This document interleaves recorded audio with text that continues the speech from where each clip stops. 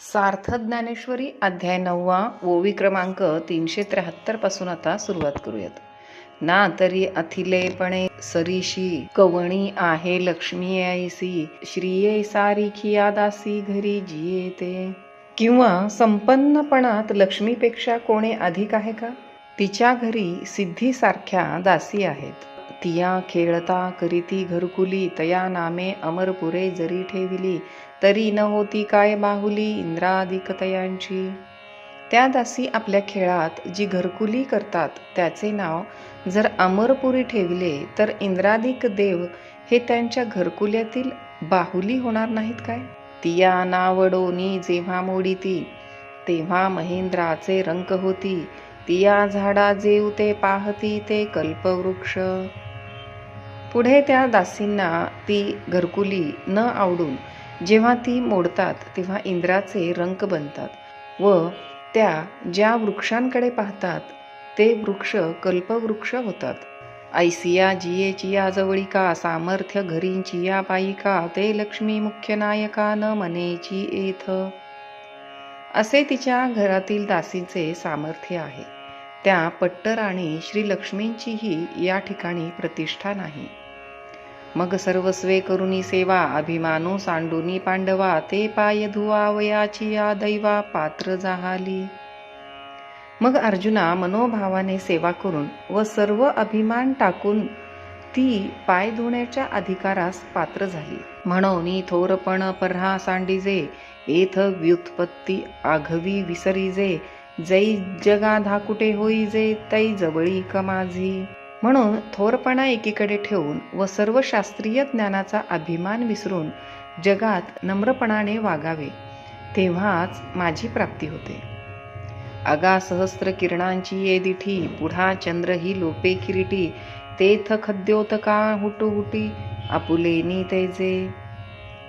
हे किरीटी, ज्या ठिकाणी सूर्याच्या तेजापुढे चंद्रही लोपून जातो तेथे काजव्याने आपल्या तेजाबद्दल का घमिंड करावी? तैसे लक्ष्मीयेचे थोरपण न सरे, जेथ शंभूचेही तप न पुरे, तेथ एर प्राकृत हेंदरे केवी जाणोला आहे. त्याचप्रमाणे ज्या ठिकाणी लक्ष्मीचेही ऐश्वर व शंभूचे तप ही सरती होत नाहीत, त्या ठिकाणी अज्ञानी व हेंद्रा मला कसा जाणू शकेल? या लागी शरीर सांडोवा कीजे, सकळ गुणांचे लोण उतरीजे, संपत्ती मधु सांडीजे कुरवंडी करुनी. याकरिता सर्व शरीर अभिमान टाकून सर्व गुणांचे लिंब लोण उतरून आणि संपत्तीचा गर्व सोडून आपला देह मजवर ओवाळून टाकला पाहिजे. श्लोक 26. पत्रं पुष्पं फलं तोयं, यो मे भक्त्या प्रयच्छति, तदहं भक्त्युपहृतम शृणामी प्रयतात्मनः. अर्थात जो मला पान, पत्र, फूल, पुष्प, फल, जल भक्तीने देतो, त्या शुद्धचित्त पुरुषाचे भक्तीने अर्पण केलेले ते पत्रपुष्पादी मी स्वीकारतो, त्याचा मी स्वीकार करतो. मग निस्सीम भावे उल्हासे, मज अर्पावयाचे निमिसे, फळ एक आवडे तैसे भलतयाचे हो. नंतर भक्तिभावाने मला अर्पण करण्याच्या निमित्ताने हव्या त्या झाडाचे हवे ते फळ भक्तू माझी याकडे दावी, आणि मी दोन्ही हात ओढवी, मग देठू न फेडिता सेवी आदरेशी. भक्ताने माझ्या पुढे केले न केले इतक्यात मी आपण होऊनच ते दोन्ही हात पुढे करून घेतो व त्याचे देठ न तोडता ते आदराने सेवन करतो. इतकी मला घाई होते. पैगा भक्तीचे नावे, फूल एक मज द्यावे, ते लेखे तरी म्या तुरंबावे, परी मुखीची घाली. हे पहा, भक्तिभावाने जर मला कोणी एखादे फूल दिले तर वास्तविक पाहता ते हुंगावयाचे, पण ते सोडून देऊन प्रेमाच्या भरात मी तोंडातच घालतो. हे असो कायसी फुले, पानची एक आवडे ते जाहले, ते साजूकही न हो सुकले, भले तैसे. फार काय सांगावे, फुलेच काय, परंतु मला झाडाचे पानही प्रिय आहे, पण ते कोणत्याही झाडाचे आणि ताजे किंवा सुकलेले कसेही असो. परी सर्व भावे सरले देखे, आणि भुकेला अमृते तोखे, तैसे पत्रची परी तेणे सुखे आरोगू लागे. पण ते भक्तिभावाने परिपूर्ण आहे असे पाहताच ज्याप्रमाणे एखादा क्षुधित मनुष्य अमृताने तृप्त होतो, त्याप्रमाणे भक्तिभावाने परिपूर्ण असलेले पान अमृततुल्य मानून मी खाऊ लागतो. अथवा ऐसेही एक घडे, जे पालाही परी न जोडे, तरी उदकाचे तव सांकडे नव्हेल की. अथवा एखाद्या वेळेस असा प्रसंग आला की झाडाला कोठेच पाला नाही, पण पाणी मिळण्याचे तर संकट पडणार नाही ना. ते भले तेथ निमोले, न जोडिता आहे जोडले, तेची सर्वस्व करून यार्पिले जेणे मज. ते वाटेल त्या ठिकाणी फुकट मेहनतीशिवाय मिळते, तेच मला मनोभावाने अर्पण करीतो. वैकुंठापासोनी विशाळे, मज लागी केली राऊळे, कौस्तुभा होनी निर्मळे लेणी दिधली. त्याने माझ्याकरिता वैकुंठाहूनही मोठी देवळे बांधल्याप्रमाणे व कौस्तुभमण्याहूनही तेजस्वी असे दागिने दिल्याप्रमाणे होते. दुधाची सेजारे, क्षीराब्धी ऐसी मनोहरे, मज लागी अपारे सृजिली तेणे. त्याने दुधासारखी स्वच्छ व क्षीरसमुद्राप्रमाणे मनोहर अशी अगणित शय्यास्थाने माझ्याकरिता निर्माण केल्याप्रमाणे आहेत. कर्पूर चंदन अगरू, ऐसे या सुगंधाचा महामेरू, मज हाती वाला विला दिन करू दीपमाळे. कापूर, चंदन, कृष्णा गुरु अशा सुगंधाच्या महामेरू एवढाल्या ढिगांनी माझ्यापुढे कडवाती लावून सूर्याची दीपमाळ पाजळल्याप्रमाणे आहे. गरुडासारिखी वाहने, मज सुरतरूंची उद्याने, कामधेनूंची गोधने अर्पिली तेणे. त्याने गरुडासारखी वाहने, कल्पतरूच्या बागा व कामधेनूंची खिल्लारे मला अर्पण केल्याप्रमाणे आहेत. मज अमृताहुनी सुरसे, बोनी उगरली बहुवसे, ऐसा भक्तांचे नि उदकलेशे परितोषे गा. मला अमृताहूनही गोड अशी पुष्कळ पक्वान्ने वाढून जो संतोष होतो, तो अशा भक्तियुक्त अंतःकरणाने अर्पण केलेल्या पाण्याच्या थेंबापासून होतो. हे सांगावे काय किरीटी, तुवांची देखिले आपुलिया दिठी, मी सुदामयाचिया सोडी गांठी पवया लागी. हे किरीटी, फार काय सांगू, मला अर्पण करण्याच्या उद्देशाने आपली गरिबी जाणून पोह्यांच्या कणांची गाठोडी सुदामजीने प्रीतीने बगलेत मारून आणली. तिच्या गाठी मी लगबगीने सोडल्या, त्या तू आपल्या डोळ्याने पाहिल्या नाहीस का.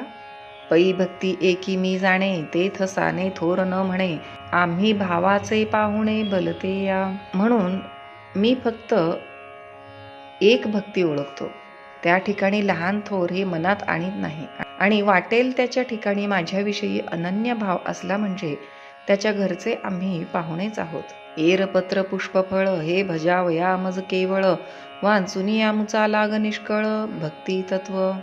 एरवी पत्रे, पुष्पे, फळे ही आमची भक्ती करण्याकरिता केवळ निमित्त मात्र आहेत. खरोखर निष्कलंक भक्ती हे माझ्या प्राप्तीचे मुख्य साधन आहे. याशिवाय भक्तितत्वाखेरीज इतर सर्व सामग्री आम्ही व्यर्थ समजतो. म्हणून अर्जुना उधारी, तू बुद्धी एकी सोपारी करी, तरी सहजे आपुलिया मनोमंदिरी न विसंबे माते. म्हणून अर्जुना ऐक, तू आपली बुद्धी स्वाधीन करून घे, नेहमी आपल्या मनोरूप मंदिरात माझा विसर पडू देऊ नको. श्लोक 27. यत्करोषि यदश्रणासि, यज्जुहोषि ददासि, यत्तपस्यसि कौंतेय, तत्कुरुषुष्व मदर्पणम. अर्थात, हे अर्जुना, तू जे करतोस, जे खातोस, जे हवन करतोस, जे दान देतोस, जे तप करतोस, ते सर्व मला समर्पण कर. जे जे काही व्यापार करीसी, का भोग हन भोगीसी, अथवा यज्ञयजीसी नानाविधी. एवढ्याकरिता तू जे जे काही व्यापार करशील, किंवा ज्या वस्तूंचा उपभोग घेशील, अथवा ज्या पुष्कळ प्रकारच्या यज्ञाने माझे यजन करशील, ना तरी पात्र विशेषे दाने, का सेवका देसी जीवने, तपादी हन साधने वृते करीसी. किंवा जी जी सत्पात्री दाने करशील, अथवा चाकर माणसास जी जी वेतने देशील, आणि जी जी तपादी सर्व साधने व व्रते करशील, ते क्रिया जात आघवे, जे जैसे निपजेल स्वभावे, ते भावना करोनी करावे माझी या मोहरा. ती तुझ्या हातून सहजगत्या होणारी सर्व कर्मे तू माझ्या उद्देशाने भक्तिपुरस्सर कर.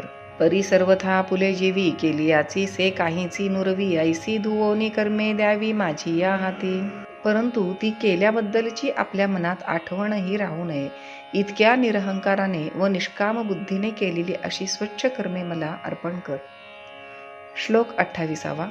शुभाशुभफलैरेवं मोक्षसे कर्मबन्धनेह संन्यासयोगयुक्तात्मा विमुक्तो मामुपैष्यसि. अर्थात याप्रमाणे तू करू लागलास म्हणजे शुभ व अशुभ फले देणाऱ्या कर्मरूप बंधनाकडून मुक्त केला जाशील व ज्याचे अंतःकरण संन्यास व योग यांनी युक्त आहे असा तू अगदी विमुक्त होऊन मला प्राप्त होशील. मग अग्निकुंडी बीजे घातली तिये अंकुर दशे जेवी मुकली तेवी न फळतीची मज अर्पिली शुभाशुभे. मग ज्याप्रमाणे अग्नीत भाजलेल्या बीजाला अंकुर येत नाहीत त्याप्रमाणे मला अर्पण केलेल्या शुभाशुभ कर्माची फलप्राप्ती तुला होणार नाही. अगा कर्मे जै उरावे तै तीही सुखदुःखी फळावे आणि तया ते भोगावया यावे देहा एका. अरे अगोदर कर्म उरले असले तर कर्मांनी सुखदुःखाच्या रूपांनी फलद्रूप व्हावे व ती सुखदुःखे भोगण्याकरिता जन्म घ्यावा. ते उगाणिले मज कर्म तेव्हाची पुसिले मरण जन्म जन्मासवे श्रम वरीची लही गेले. अशी रीत आहे. परंतु तेच कर्म ज्यावेळी मला अर्पण केले त्याच वेळी मरण व जन्म चुकले आणि जन्मानंतर येणारी जी दुःखे तीही आपोआप गेली. म्हणून अर्जुना या परी पाहेचा वेळू नव्हेल भारी हे संन्यास युक्ती सोपारी दिधली तुझ. म्हणून अर्जुना ही सांगितलेली सोप्या संन्यासाची युक्ती पाहू आता करू आता असे म्हणून वेळ गमावण्यासारखी नाही. या देहाची या बांधोडी न पडिजे सुख दुःखांची या सागरी न बुडीजे सुखे सुखरूपा घडीजे माझी याची अंगा. ह्या युक्तीने देहाच्या बंधनात न पडता व सुखदुःखाच्या सागरात न बुडता अनायासाने सुखरूप जो मी त्या माझ्या स्वरूपात निमग्न होऊन जा. श्लोक 29. सम्मोहं सर्वभूतेषु न मे द्वेष्योऽस्ति न प्रियः ये भजन्ति तु मां भक्त्या मयि ते तेषु चाप्यहम्. अर्थात मी सर्व भूतांमध्ये सम आहे. माझा कोणी द्वेषपात्र शत्रू नाही व प्रिय नाही. पण जे मला भक्तीने भजतात ते माझ्यामध्ये मजपाशी स्वभावतःच असतात आणि मीही त्यांच्यामध्ये स्वभावतःच असतो.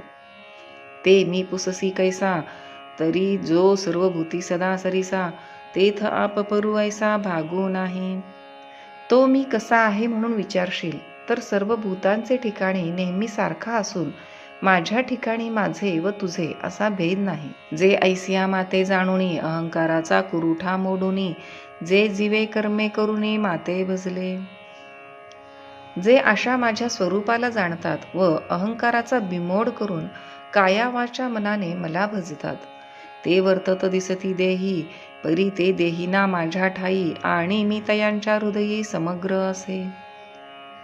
ते जगात देहाने व्यवहार करीतात खरे तथापि देहात नसून त्यांचे चित्त माझे ठिकाणी असते आणि मीही संपूर्ण त्यांच्या हृदयात असतो.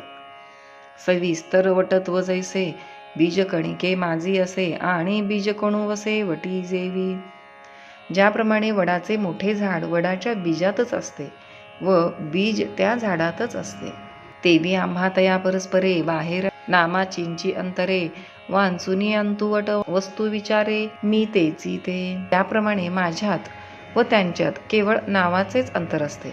बाकी अंतस्थितीचा विचार करून पाहता ते व मी हे एकच आहो.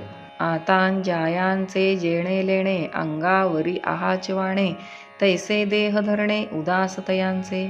आता लोकांचे मागून आणलेले दागिने अंगावर घालणे जसे व्यर्थ त्याचप्रमाणे त्यांचे देहधारण करणे उदासीनपणाचे असते. परिमळू निघाली या पवना पाठी मागे ओस फूल राहे देठी तैसे आयुष्याची ये मुठी केवळ देह.